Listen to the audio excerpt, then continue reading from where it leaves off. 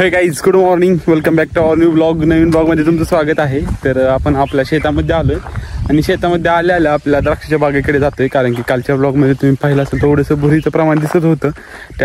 त्यासाठी स्प्रे घ्यायला आपल्या बागेवरती चालू होता.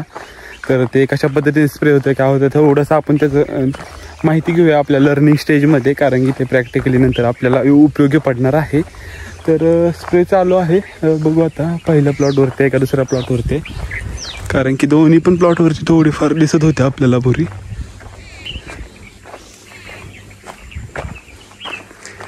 वातावरण क्लिअर झालेलं आहे पुन्हा एकदा, जे की आभाळ येत होतं मधून आतून. टोटली क्लिअर आहे. थोडंसं धुसर आहे पण ठीक आहे. बाकी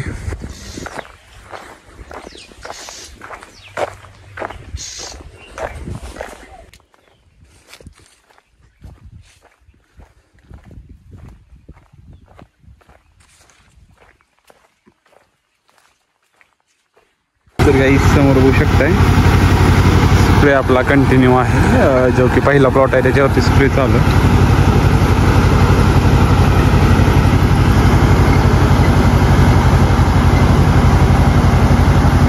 तर गाईज जे फवारायचं काम आहे ते कंटिन्यू चालू आहे. पण आपल्याला एक अर्जंटली काम आहे, जे की आपण जे ऑनलाईन हे करायचं म्हणतोय त्याचं थोडंसं पर्सनल काम आहे. ते मी पुढील व्हिडिओमध्ये दाखवेलच तुम्हाला. त्यासाठी चॅनलला नवीन असाल तर जरूर सबस्क्राईब करा. थोडंसं डाळ घ्यायचं काम चालू आहे, कारण की आज मकर संक्रांती आहे आणि त्यासाठी ते लेडीजच्या यूजमध्ये येतात काहीतरी, ते देवासाठी लागतं म्हणून ते थोडंसं घ्यायला चालू आहे. बाकी स्प्रे झाल्यानंतर आज आपले जे लेबर आहेत ते थोडंसं सुट्टीवर आहेत. त्याच्यामुळे बाकीच्या काही टास्क नाहीत. टास्क नसल्यामुळं आपलं जे काम आहे ते आपण उरकून घेऊया. जेव्हा नवीन काही टास्क असतात ते आपल्याला नवीन शिकण्यासाठी भेटतात, त्याच्यामुळे आपल्याला शेतामध्ये अवेलेबल राहावं लागतं. पण आज काही नसल्यामुळं थोडंसं जे आपलं काम आहे ते आपण आवरून घेऊया. हे गाईज, तर एक सेकंड, थोडं लेन्स कान आहेत. तर गाईज जे आपलं काम होतं, कारण शेतामध्ये जास्त काही टास्क नव्हते आणि लेबर पण आपलं सुट्टीवर होतं, तर त्याच्यामुळं थोडंसं लोगो बनवायचं काम चालू आहे. बघू शकता 3 सॅम्पल मी बनवलेले आहेत. हा पहिलावाला आहे, हा दुसरावाला. हा काही खास नाही आहे, फक्त की जस्ट ट्रायल म्हणून बघतोय. आणि हा तिसरावाला, हा मला एक चांगला वाटतोय, आणि पहिलावाला. तर हे का महत्त्वाचं आहे, जर आपल्याला एखादं काही कोणत्या प्रोडक्टचं ब्रँडिंग करायचं असेल तर एक आपलं लोगो, त्याचं एक युनिक नाव हे खूप महत्त्वाचं असतं.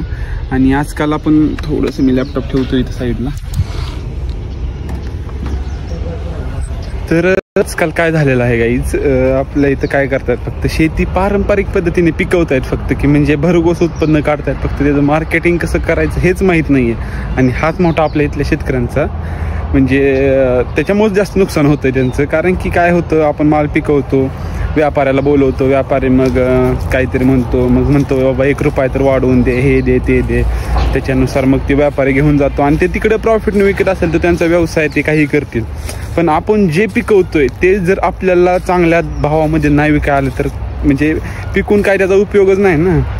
आणि आजकाल डिजिटलायझेशन झालेलं आहे. मोबाईलवरती बसून आपण आपला प्रोडक्ट जगभरात प्रत्येकाच्या मोबाईलवर पोहोचवू शकतो एका क्लिकवरती. म्हणजे आपण मार्केटिंग तसं केलं, सोशल मीडियाचा चांगल्या पद्धतीने वापर केला तर नक्कीच आपण आपल्या प्रोडक्टचं ब्रँडिंग चांगलं करू शकतो, ॲडव्हर्टाईज चांगली करू शकतो. तर तेच छोटासा प्रयत्न आहे माझा.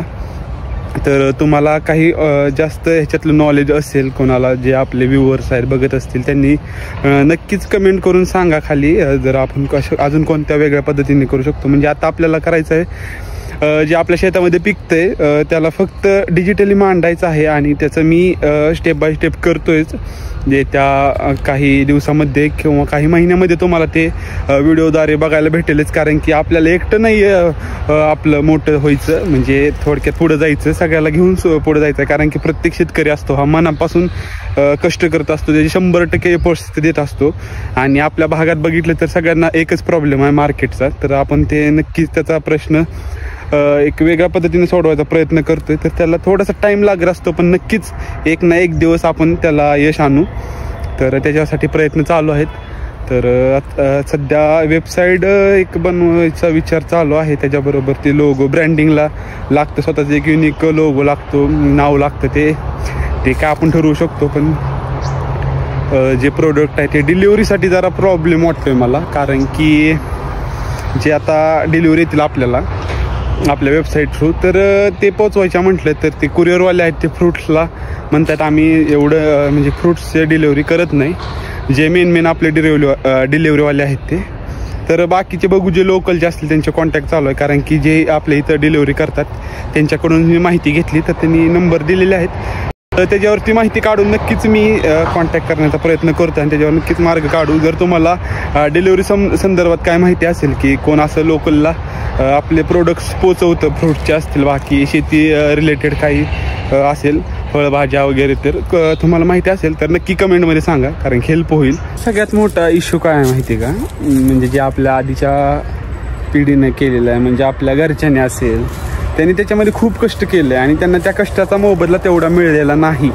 त्याच्यामुळं ह्या फील्डमध्ये आपल्या घरचे एवढा विरोध करतात ना की बाबा नाही ह्याच्यामध्ये काय, तुम्ही 10,000ची नोकरी करा पण शेती करू नका, म्हणजे एवढी निगेटिव्हिटी पसरलेली का, तर हे कारण हेच आहे की आपला माल आपण चांगल्या पद्धतीने विकू शकत नाही. तेच आपल्याला काही चित्र बदलायचं आहे. तर ह्या जर्नीमध्ये तुम्ही सहभागी व्हा आणि नवीन असाल तर चॅनलला सबस्क्राईब करा. तर गाईज त्याच्यावरतीच आपलं थोडंसं काम चालू आहे आणि मार्केटिंग आपलं मेन फोकस आहे. ते जर जमलं तर नक्कीच आपण आपले जे शेतकरी वर्ग आहे त्याला थोडंसं आपल्याकडून काहीतरी हेल्प होईल आणि जे आपली शेतीत आपण पिकवतोय त्याला चांगला भाव मिळेल हे आपल्याला अपेक्षा आहे. त्याच्यावरती काम चालू आहे, तर करू. आणि तुमचे काही सजेशन असतील, आपण काही वेगळ्या पद्धतीने एकत्र येऊन करू शकतोय का, तरी पण तुम्ही कमेंट करून सांगा. आपण मिळून सगळे करू, पण नक्की करू. तर हा व्हिडिओ इथेच एंड करूया. आपलं थोडंसं काम चालू आहे आणि त्याच्यावर डिटेलमध्ये व्हिडिओ मी लवकरच घेऊन येत आहे. त्यासाठी तुम्ही चॅनलला नवीन असाल तर जरूर सबस्क्राईब करा आणि या जर्नीमध्ये सहभागी व्हा.